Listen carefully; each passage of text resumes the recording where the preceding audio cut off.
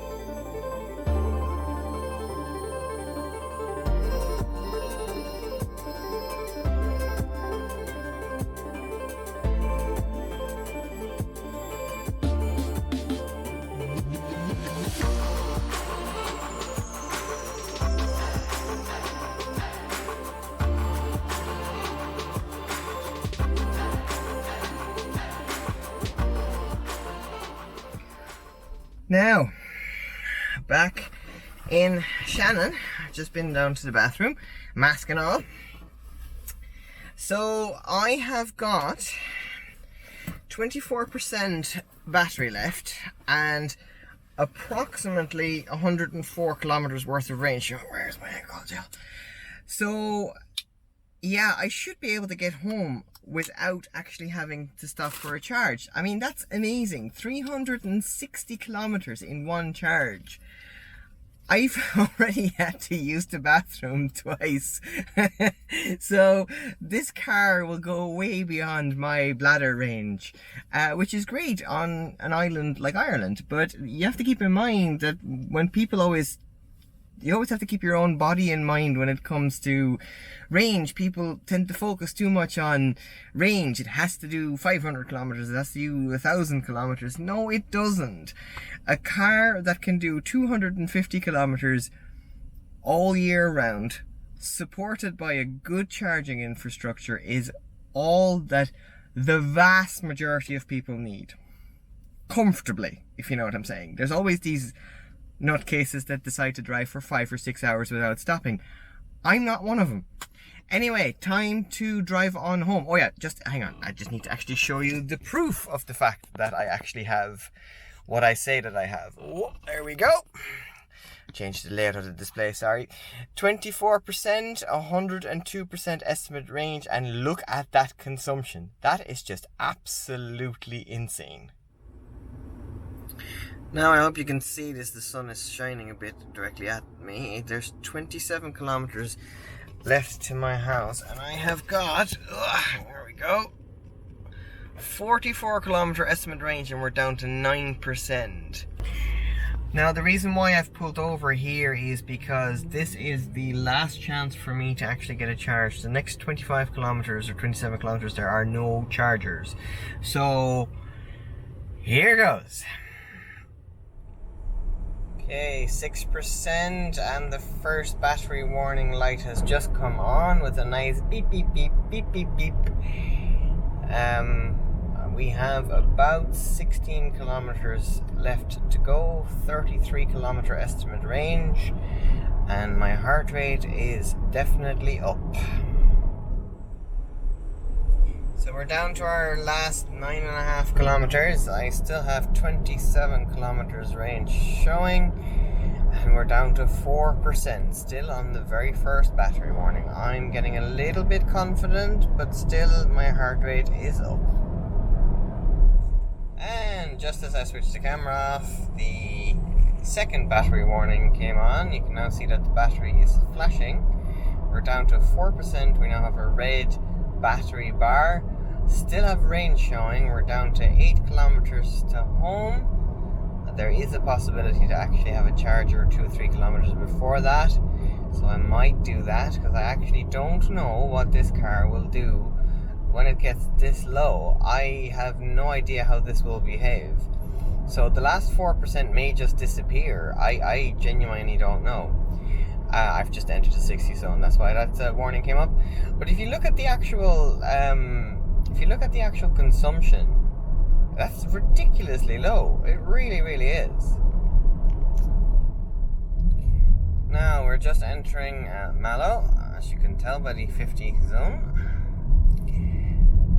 The third alarm just went off. It seems to alarm once for every percent that you hit, which is probably better than all the alarms that go off in my car, which gets really intimidating and really, really annoying. Yeah, this seems to be a little quieter. So I have about 2 kilometers left to my charger and 3%, so I should be able to make that. We will see you there. Right then, here we are, charging at easy go, 3% left. Woo! Consumption 12.3. I'll just tick this over to our actual trip distance, 372.4 kilometers. That is substantially more than the 360 I planned for. In fairness to Zoe, it got there. Was it comfortable? No. Was it doable? Yes. I mean, I don't think, like, the average trip or the average speed was 58.8 kilometers an hour. So I wasn't incredibly slow, but I wasn't the fastest either. Now, the majority of this journey was after sort of Ennis was on 80-kilometer-hour roads and very narrow, as you may have seen. The other thing is that at no point did I actually cause an obstruction. I probably wasn't, the drivers behind me probably weren't too happy. So would I do this again this way? No. What I would do is basically charge when I went to the bathroom, which was Shannon, and I probably would have charged for about 10-15 minutes, had enough to get back to Shannon, do another 10-15 minutes, maybe at McDonald's at the time, and drive home just with normal traffic. But it's completely doable though. It basically means that this car should be good for 350 kilometers if you're gentle, and most definitely 320 kilometers all year around. Now, I don't know what the exact motorway range is. There was a gentleman in Germany who drove top speed and got about 200 kilometers. Now, if you take 20% off that for doing 120 instead of 140, you would probably end up, I don't know, probably about 220, 230. And that's 100% motorway speed from empty, from I think he did until about 9% or something, or 52%, and then drove back. Anyway, he did a lot. Yeah, I'm very impressed with this. I'm really impressed with this. Wow. Okay, anyways, that's me done for today. I hope you enjoyed this little trip out to Loophead. It was absolutely beautiful. Great day for it. I had fun, and I hope you did too. If you like this video, just give it a thumbs up, subscribe if you haven't, and leave a comment if you have any suggestions for me, and I will see you guys later.